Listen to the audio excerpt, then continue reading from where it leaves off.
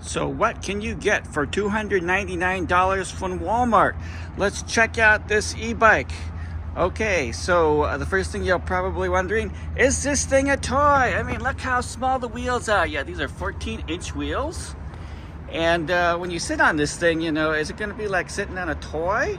So, but you know, when I stand on this, the seat actually does come up to a height which is comparable to a standard, say, 26-inch mountain bike.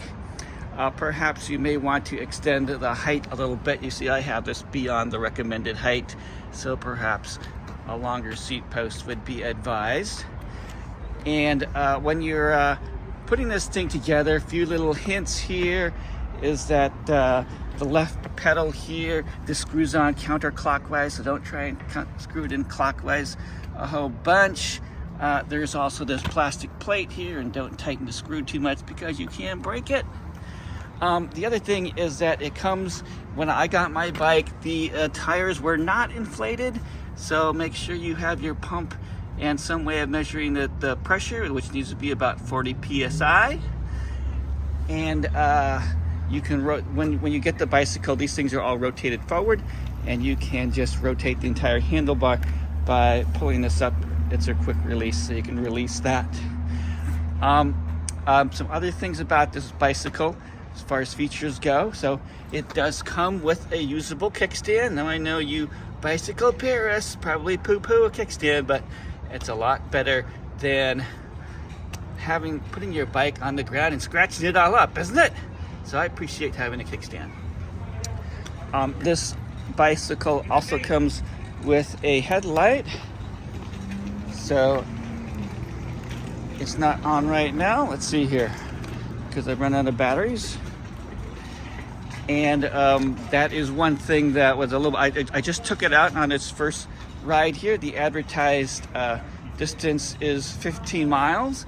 I got about 8.5 before the batteries ran out. And so that was considerably shorter than what was advertised. But I did use the throttle a lot when on the return trip. So that apparently is a good way to run your battery out in a hurry. So I don't know whether you could get the 15 miles, but then I had to bicycle my way back. Now, when you're bicycling it and there's no power, you don't got any gears here. So that was one concern here. There's only, there's no gears. It's just one ratio.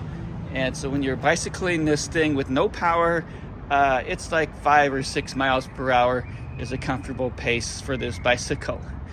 Now, when you do have electricity, the way this bicycle works is that if you start pedaling, then it does have an assist.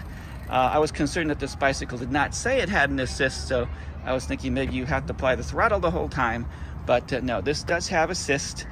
And the thing is that I hope you don't like going over 10 miles per hour, because that's about as fast as you're ever going to go pedaling like that. And the thing is that you're just kind of freewheeling it. It's kind of like, if you're going down a hill and you're still pedaling, that's what it kind of feels like. It's kind of like you have to pedal.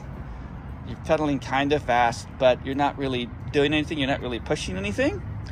And if you wanted to assist, if you pedaled as fast as you could, you might be able to get up to 12 miles per hour. The only way to get up to the 15 miles per hour is if you apply the throttle full. And so the throttle is over here, and that just flips downwards. So like that, that's the throttle. And this is your power indicator. It just has 4 green bars here. And when you're totally out of power, it shows a little battery indicator here. So I have completely used up all my power. I can't even get that on there. And so that's the maximum you can do. I think if you were at 15 miles per hour, you would probably run your battery out in probably 10 minutes or so. I got about, when I was pedaling, I got that out to about 6 miles at 10 miles per hour. And then I tried using the throttle going about 13 miles an hour. And then it just quit. This thing doesn't give you any warning. It doesn't get weaker or go into limp mode. No, it just stops. And then there's no bicycle assist. So I had to bicycle the last 5 miles back at about 5 miles per hour, just doing manual pedaling. So, you know, it's not a horrible bicycle. If you do have to like limp it home and just ride it as a regular bicycle. But yeah, you just will not be able to go very fast. Now, this particular model for $299 does not have any sort of speedometer. So, you know, I installed one of this Vette C15, and a little hint here is that you can't apply the magnet to the spoke because it's not a wire spoke. So I just put some copper wire here, and I've got the sensor here, and the wire is just barely long enough because this handlebar is so long compared to other conventional bicycles. So, but the other cute thing is that, you know, you can fold these pedals fold in. You have to press it in, and then they fold up like that. Okay. Now the question is, you know, how foldable is this bike? And it's like, I tried to stick it in the front seat of my car, and no, it's still too big for that. So I think that's all I want to say. I think that overall, you know, other than its relatively short range, you know, I think it worked pretty well. I mean, it was quite pleasant on my outbound trip, doing 10 miles per hour, and less so when I ran out of batteries. But overall, for $299, I think it works well.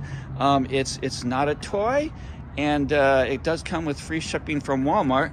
They do have similar bicycles like this on Amazon, but for some reason, all Amazon bicycles come with $100 shipping, which makes it considerably more expensive than $299. But they're very similar.